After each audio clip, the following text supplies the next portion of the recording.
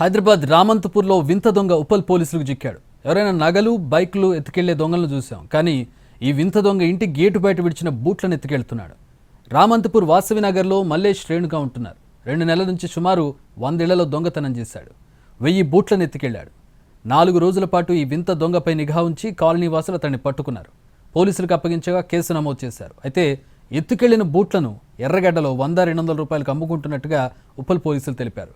భార్యాభర్తలను పిలిచి విచారించగా భార్య మద్యం మత్తులో వచ్చి పోలీస్ స్టేషన్లో హల్చల్ చేసింది.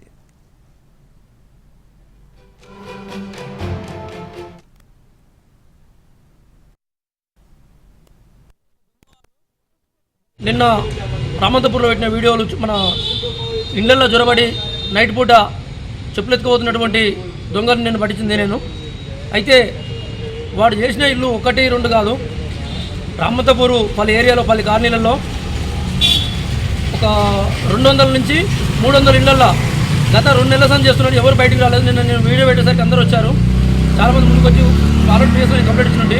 నాకన్నా ముందే ఒక 20-25 మంది ఇచ్చారంట. అయితే వాడు ఎడకెళ్ళకి నిన్న దొరికాడు. దొరికినందుకు అతన్ని అరెస్టు చేయించాము. అయితే వాడు ఇక్కడికి వెళ్ళి తీసుకెళ్ళి ఆ మెటీరియల్ మొత్తం ఎక్కడ అమ్మేస్తున్నాడు, ఎర్రగడ్డలు అమ్మేస్తున్నాడు, ఎర్రగడ్డల లేబర్కి అమ్మేస్తున్నాడు, బీఆర్ఓలకు అమ్మేస్తున్నాడు 100 రూపాయలకు 200కు.